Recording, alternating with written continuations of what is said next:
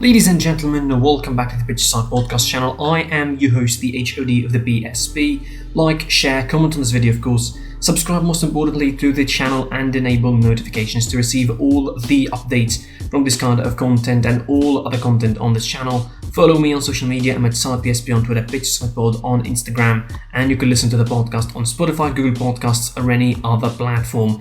Now, quite frankly, I didn't want to talk about this game. Quite frankly, I almost didn't want to watch or do any kind of thing on this Saturday. The schedule looked pretty boring, aside from the probably Chelsea Fulham game later on. But it was interesting at the Molineux as Wolves crumbled and dropped points and lost all 3 points against relegation fighters West Brom. This game was pretty insane when you look at it from a perspective of refereeing, specifically point of view, to very contentious penalty for different reasons. We're going to get to them later. Nuno Espirito Santo, of course, in light of the injuries that he has and the limitations that sometimes he finds himself into with the club, he decided to start with a 4-3-3, playing with Roman Sayis, a centre back, pretty much as a left back. The usual drill of Neto, Silva, and Adam Traore up front, Neves, then Donka and Moutinho in the midfield, against the 5-3-2, the usual 5-3-2 of Samuel Allardyce and with West Brom at the moment. The game started really, really fast. I mean, West Brom had a better start, of course, scoring via a penalty again.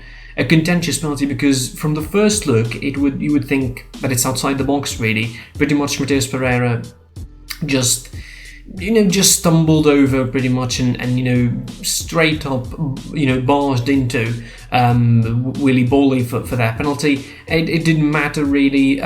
They scored the penalty. They took the lead, of course, 1-0, and then afterwards it was Wolves dominating the first half, having more of the shots as well, having 11 shots in the first half. That's crazy, including 5 shots on goal, but still they didn't manage any of them inside the target until the 38th minute. A set piece defending for West Brom. Usually they're bad at defending set pieces, and it showed here once again. Fabio Silva capitalising on a beautiful back heel from Willy Boly to equalise at 38th minute. Willy Boly himself came back to score the second goal, capitalising also on a set piece defending and a bad couple of mistakes in the centre of defence for West Brom. And it looked comfortable heading into halftime. It looked like Wolves were taking a very comfortable lead, 2-1 heading into halftime. What could possibly go wrong? Well, it turns out everything could have gone wrong, and it did. Sami Ajayi being the hero again for West Brom, just like he was against Liverpool, just like he was against Manchester City, bringing them the points in those games. He brought them to level terms again from a throw-in, pretty much a bad defending, considering that you have the likes of Saiss and Cody and Willy Boly. Somehow none of them jumped with Sami Ajayi, who headed the ball pretty comfortably into the net of Rui Patricio for a 2-all scoreline. Then, of course, another penalty 4 minutes later. This time it's Conor Cody with a mistake.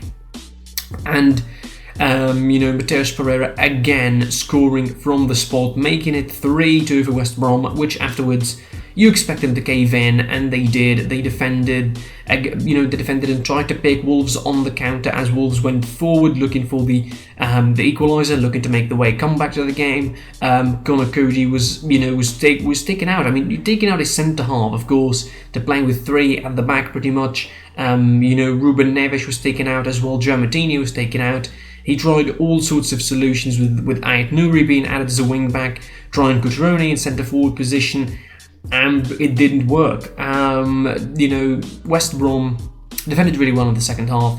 They earned their 3 points, in my opinion. Yes, it might not be the most exciting of football overall. With 29% of possession in the second half, you don't exactly can call it exciting.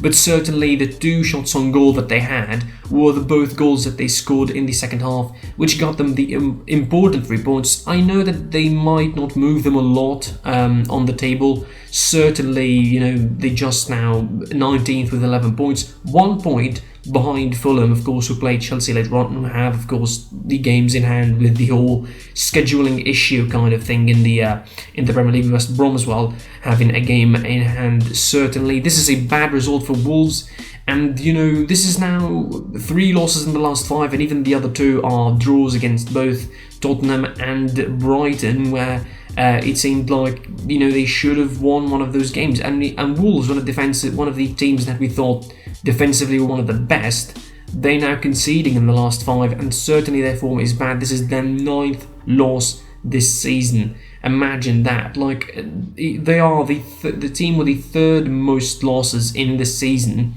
behind West Brom, their opponents, and Sheffield United, of course, because it's Sheffield United now with 15 losses at the bottom of the table. What does this mean for Wolves going forward? Nobody knows.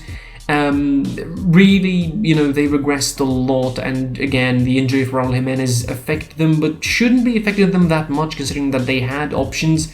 Nuno Espirito Santo should have been flexible enough tactically to deal with those situations and issues, but the shock is a shock, and West Brom managed to stun Wolves at the Molineux 3-2, really taking the 3 points off them. Congratulations for them.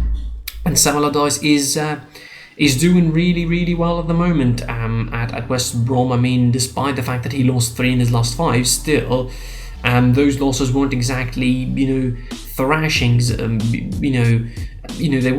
were, to be fair, losing 3-0 to Aston Villa, 5-0 against Leeds United, but still, they got some decent points. And he got a certain decent point against Liverpool at Anfield, and now these 3 points at the Molineux. Could this be a new start for West Brom? Who knows? Like, share, subscribe, of course, most importantly to the channel. Comment on this video what you thought of the game, and enable notifications to receive the updates of these match recaps. Follow me on social media. I'm at SouthPSP on Twitter, PitchSidepod on Instagram, and listen to the podcast on any platform available or on www.webreadsports.com. And until next time, I was your boy, the HOD of the PSP. You'll see me soon. Goodbye.